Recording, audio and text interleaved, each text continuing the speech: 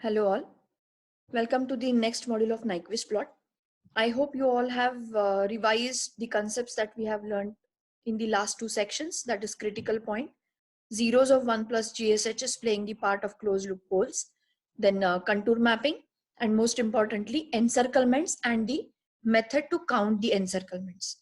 Today we are going to study mapping theorem and then the Nyquist criteria, which is useful for commenting on the stability or analyzing the stability of a control system when the Nyquist plot is sketched. Let me share a screen with you now.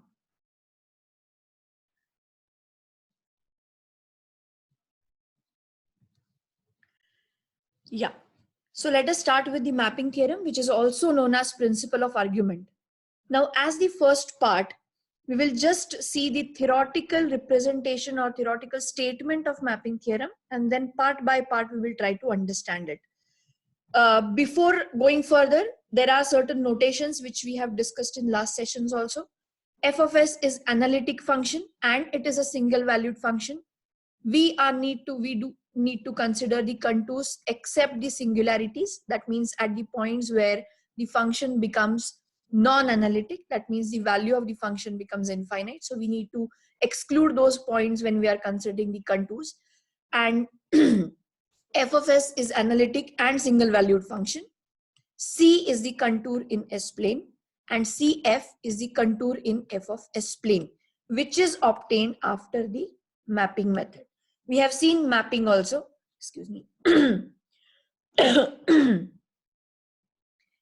Now, the mapping theorem states that if f of s is a single valued function that has finite number of poles and zeros in S plane, and C is a contour in S plane that does not pass through any of the poles or zeros of f of s, that means it does not pass through a singularity, then the corresponding mapped contour CF in f of s plane will encircle the origin as many times as the difference between number of zeros and poles of f of s that are encircled by S plane in contour C. Now, what do we mean by that? I hope all of you have understood what f of s is, what C is, and what C suffix f is. Now, there are another representations or notations which we need to study before actually understanding the mapping theorem. So we have n, the formula that is given as n is equal to z minus p. So here n is nothing but number of encirclements. We have seen the method to count the encirclements around origin. So n is number of encirclements of origin of f of s plane by C of f. Please try to visualize the diagram. In S plane, we have a contour. In f of s plane, we have another contour. First contour in S plane is known as C, and next contour in mapped contour in f of S plane is known as CF. So by CF, how many times the origin is encircled is nothing but this n. Z is number of zeros of f of s encircled by C. Now here we are talking about S plane only. We are not talking about mapped contour. In original S plane, how many zeros of f of s are encircled by C is given by Z, and similarly how many poles of f of s are encircled by C, that is known as P. So suppose when we have only contour C, Z, value of Z is known to us, value of P is known to us, how many zeros and poles are encircled by original contour C in S plane, that we know. And now after sketching CF, that is in f of S plane, the mapped contour is sketched. After sketching that, how many times this CF is encircling the origin, that is value of n. If this condition gets satisfied, Z minus P is equal to n, then we say that the mapping theorem is satisfied. That mapping theorem is true. I hope all of you have understood the definition now. So what this mapping theorem says in short, that if suppose in S plane we have contour C and in f of S plane we have contour CF, then the number of times CF encircles origin is equal to difference between the number of zeros and poles encircled by contour C in S-plane, right? Now, going ahead, we need to understand what is its significance in case of Nyquist plot. So for that, we need to understand the Nyquist theorem. Okay, before that, we will see some examples that will give you a clear idea how n is calculated from Z and P, right? Now, look at the examples here. In the examples, you will find that there are two contours that are considered. One is in S-plane, left side is S-plane contours, and right side we have f of S-plane contours. And here we need to pay attention to the directions also. Directions are given with the help of arrows, right?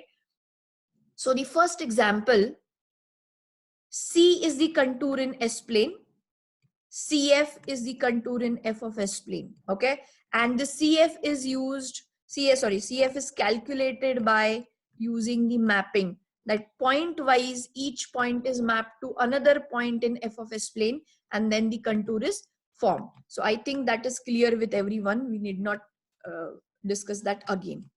So in this example, first example, there are poles and zeros that are marked. Here in this example, there is only one pole, right? Which is encircled by C, okay? And so value of P is equal to 1. One pole is encircled. How many zeros are encircled? 0. So that is why value of 0 is 0. Value of Z is 0. Now, as per the mapping theorem, we have Z minus P, that is equal to minus 1. So the value of n must be equal to minus 1, and that is why we know that in mapped contour, the origin is encircled by CF only once and in the direction exactly opposite to the direction of contour in S-plane. So this direction is clockwise, and that is why this in mapped contour we have anti-clockwise. And so n is equal to minus 1, which is calculated as Z minus P, right? So same goes for the next example. Now in this example, the direction is clockwise of the contour, and we are encircling 1, 0 here. There are no poles. So Z is 1 and P is equal to 0. Z minus P is going to be 1. So n is equal to 1. So origin is encircled once, right? And in the same direction as that of C, right? So that is why here in CF also we have clockwise encirclement. Third example, we have one pole and 1, 0. So Z is equal to 1 and P is equal to 1. Z minus P, that is equal to 0. So there are number of encirclements that equates to 0. So there are no encirclements around the origin. So here you can see that after mapping, the contour is not encircling the origin. Origin is outside the contour CF, and that is why we know that the encirclements are 0. That means this point is not lying inside this particular contour, right? So these are the examples which give you the brief idea about how the mapping theorem can be visualized graphically, right? Now, there are some cases where two poles or two zeros are encircled. We have just taken the examples where one pole is there, 1, 0 is there, one pole and 1, 0. But there might be other cases where we have 3 poles or 2 zeros, then vice versa, like 2 zeros and 3 poles, whatever it might be. But in that case also, the same formula is applicable. N is equal to Z minus P.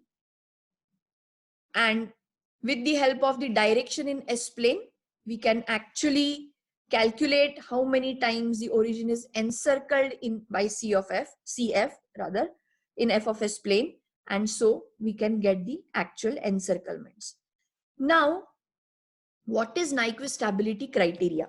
So the next point, we have come to the last part of the Nyquist plot.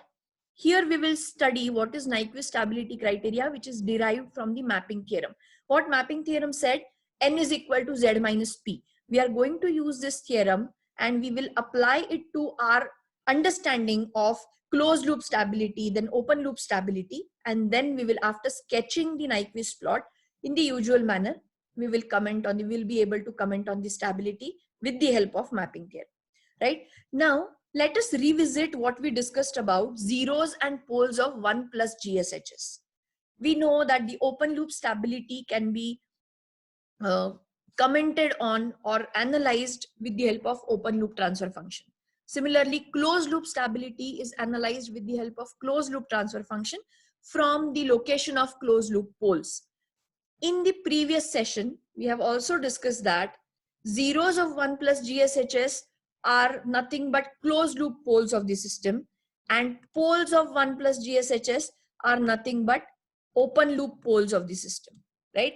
So if we need to analyze open loop stability and closed loop stability both, instead of analyzing OLTF and CLTF both, we can analyze zeros and poles of 1 plus GSHS, and we'll be able to analyze both the types of stabilities, open loop as well as closed loop stabilities. Now, here, right now we are interested in the closed loop stability, and so we will be considering only zeros of 1 plus GSHS, which are nothing but closed loop poles. Now, if we need to locate the zeros of 1 plus GSHS, it is nothing but locating closed loop poles of the system, with the help of which we will be able to analyze whether the system is stable or unstable. And that is why henceforth we will consider that f of s. In our previous discussions, we have considered f of s plane. So that function is nothing but 1 plus GSHS, right? Now, what do we mean by that? If zeros of 1 plus GSHS lie in the left half of S plane, the system is closed loop stable. That means there is no pole, closed loop pole of the system, or there is no zero of 1 plus GSHS which lies in the right half of S plane. Even if there is a single zero of 1 plus GSHS that lies in the right half, we can directly say that the system is unstable. So instead of finding out that, instead of inferring that all the zeros of 1 plus GSHS lie in the left half of S plane, we will just we will try to find out the presence of zero of 1 plus GSHS in the right half of S plane, right? Even if we find the present of zero of 1 plus GSHS, then also we can directly comment that the system is unstable. Okay, so now in this case, instead of analyzing presence of zero in left half of S plane as given in the notes, I'm reading out the notes. In right half of S plane, yeah, so presence of zeros in right half of S plane is checked. If there is a single zero of 1 plus GSHS in RH of S plane, the system is unstable. Okay, now we will see what notations or what assumptions we are making. First assumption that we have already made is nothing but our f of s is going to be 1 plus GSHS. Now what do we need? We need the contour in S plane, and then we have to map it to the contour in f of s plane. Now that f of s plane will be 1 plus GSHS plane. After mapping it, then we will try to count the encirclements around the origin. If it satisfies n is equal to z minus p, then we say that the system is stable because the mapping criteria is satisfied. Now let me elaborate this. Just a minute. Okay, so this is S plane contour. Now what we are doing is we need to understand that we need S plane contour which will be mapped to f of S plane, right? So this S plane contour is called as Nyquist contour, and as we have discussed, we need to check the presence of zero of 1 plus GSHS in the right half of S plane. We will consider the whole right half of S plane as the Nyquist contour as shown in the diagram.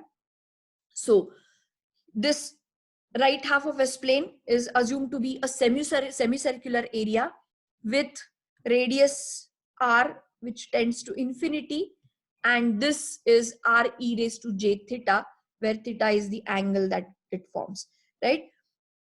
So now there are various sections.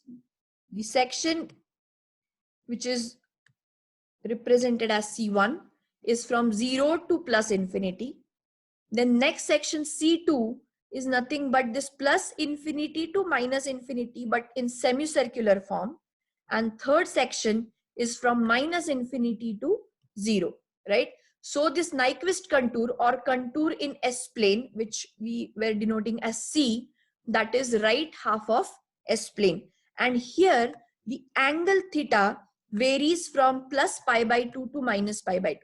This is plus pi by 2 line, right? So plus 90 up to minus 90. This shows the direction of Nyquist contour.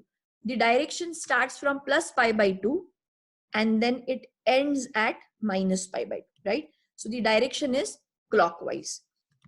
Here, our assumption about the Nyquist contour is the Nyquist contour is right half of S-plane in a semicircular form, and that too, it has the clockwise direction, right? Now, the next thing that we need to see is what is mapped contour. Okay, so we have right half of S-plane as Nyquist contour, that is contour C. Now we need to find what is CF. So to obtain CF, we need to substitute values of S in f of S. In our case, the f of S is 1 plus GSHS. So after substituting, whatever we get and whatever we plot is nothing but the Nyquist plot, which is basically a polar plot. But by using Nyquist criteria, we are analyzing the stability, and so we call it as Nyquist plot, right? So now three things we have discussed till now is your contour C is nothing but right half of S-plane, okay? And we call that as Nyquist contour. Then we have f of S considered as 1 plus GSHS, okay? And we need to have CF, which is nothing but Nyquist plot that we sketch, okay? So if these three things are clear, then we will proceed. We have contour C in S-plane, which we assume to be right half of S-plane, semicircular area, that will be called as Nyquist contour. F of S is nothing but 1 plus GSHS, and CF, that is mapped contour in f of S-plane, is nothing but our Nyquist plot. Okay, now let us come back to the Nyquist criteria. So now if zeros of 1 plus GSHS present in the right half of S-plane, now Nyquist contour, are 0, then the system is stable. We have always seen that zeros of 1 plus GSHS are nothing but closed loop poles. So if 0 of 1 plus GSHS lies in the right half, system is unstable. But if no 0 of 1 plus GSHS lies in the right half of S-plane, the system will be stable. So as per our mapping theorem, value of Z must be equal to 0. So if you substitute 0, we get the equation as n is equal to minus p, and if this is called as Nyquist stability criteria. So if zeros of 1 plus GSHS are 0, which are encircled by Nyquist contour, that is in the right half of S-plane, the system is stable. Okay, so what we can check is whether Z is equal to n plus p, which is equal to 0. Okay, so if that is satisfied, the system is said to be stable, otherwise the system is unstable. Now, most important part. So what we have learned till now is our f of S is 1 plus GSHS, C is Nyquist contour, and CF is the Nyquist plot that we sketch. Ultimately, we need to count Z, P, and N. And then using Nyquist stability criteria, we should check whether the criteria is getting satisfied. If yes, the system is stable. If no, the system is unstable. Now let us simplify this. Instead of considering 1 plus GSHS as f of S, we can consider GSHS as the function. Okay, GSHS is nothing but open loop transfer function. So instead of considering 1 plus GSHS, even if we consider GSHS, that would be fine, but we get GSHS is equal to -1. So what we have learned in the mapping theorem, that encirclements n around the origin were counted.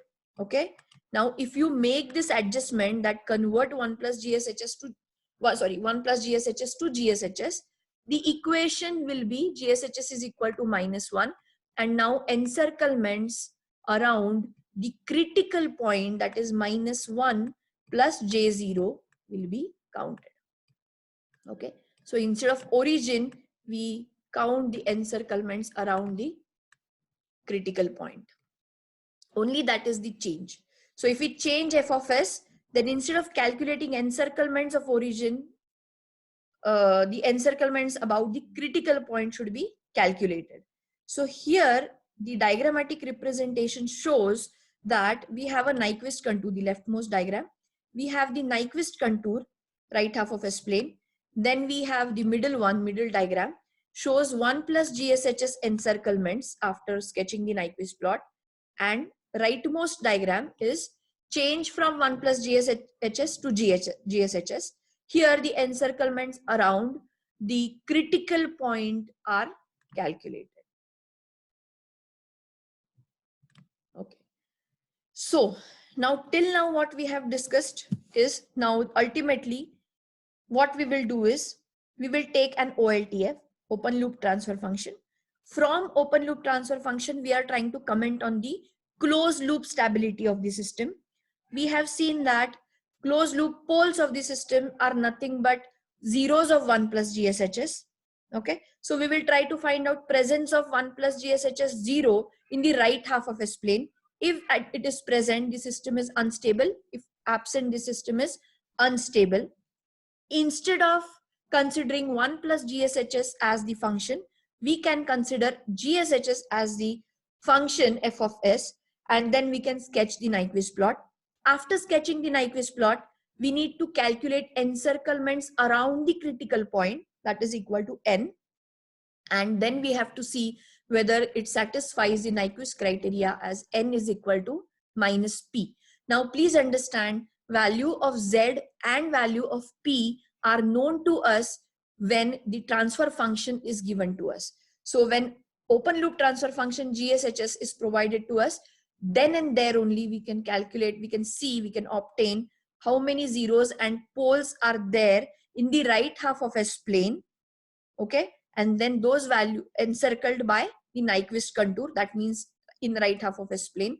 So value of Z and P are known to us, but please understand, we are not commenting on open loop stability, we are commenting on closed loop stability, and so we need to check the encirclements around the critical point, and then we need to substitute in the equation n is equal to Z minus P and check whether n is equal to minus P or not, where Z is equal to 0. If that is satisfied, we will say that the system will be stable. Now there are possibilities.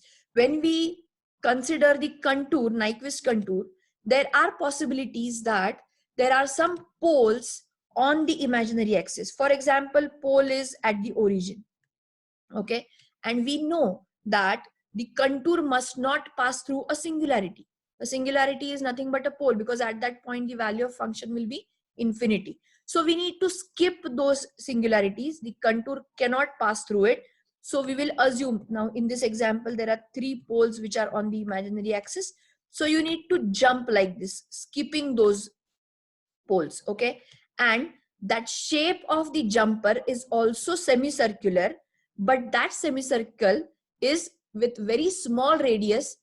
Radius is considered to be epsilon, which tends to 0. So this is a big semicircle that we have, okay, with radius r, where r tends to infinity, and these 3 are small semicircles with radius epsilon, which tends to 0. And here in this case, please understand the direction is from minus pi by 2 to plus pi by 2, because the contour direction is this. It is going in this way and then it is going up. Okay, so for this direction, the angle direction would be minus pi by 2 to plus pi by 2. Okay. For this section, the angle direction would be plus pi by 2 to minus pi by 2, exactly opposite for smaller portion of the Nyquist contour. Now, if this much is clear, then I'll just brief you about how to solve these problems, and then in the next session we are going to see a solved example. Okay. Now, very first thing that we should do when GSHS is given to us, very first thing that we should be doing is calculate Z and P. You have to look for values, or sorry, poles and zeros of GSHS which lie in the right half of his plane. So those will be Z and P values. Then we need to consider the Nyquist contour depending on the location of poles. Okay. So similar to this diagram which is on the screen right now, we need to consider the Nyquist contour skipping the poles on imaginary axis. There might be 4 poles, there might be only 1 pole, there might be 0 poles, depending on that whether there is a pole or not. You need to use the Nyquist contour, and then you divide that contour into various sections. Okay. So the sections in the previous example also is shown. I'll show in this diagram also. So this might be one section. Okay. Then this might be another section. This small semicircle is another section. Again, this part is one section. Again, a semicircle, this one, and this one, right? Please understand the Nyquist plot on one side of the real axis is mirror image of the other side, right? So we don't have to actually plot for all the sections. Even if we plot for one section below real axis or above real axis, the another part, its counterpart, will be mirror image. Okay. So for each section, we will have to sketch the polar plot. After sketching the polar plot, we need to check how many times it is encircling the critical point -1 plus j0, and that gives you the value of n. We have already calculated the values of z and p. So if you have z minus p is equal to n, or what we can say, when z is equal to 0, n plus p must be equal to 0. If that is satisfied, then we can say that the system is stable. Now let me tell you, this was the very basic method that was developed. Though it is complex, it is beneficial for commenting on the stability using open loop transfer function, and we can comment on closed loop stability. Similarly, instead of GSHS, if we consider 1 plus GSHS, we will be able to comment on open loop stability as well as closed loop stability, right? So that was advantageous in a way, but it is a complex method, right? So I hope you have understood till this point. If you have any difficulty, you can get back to me. We will end this module here, and in the next module, we will try to solve one example. Please revisit. I suggest you to revisit all the definitions and concepts that we have learned, and please try to put it together, understanding mapping theorem and Nyquist criteria. Okay, thank you.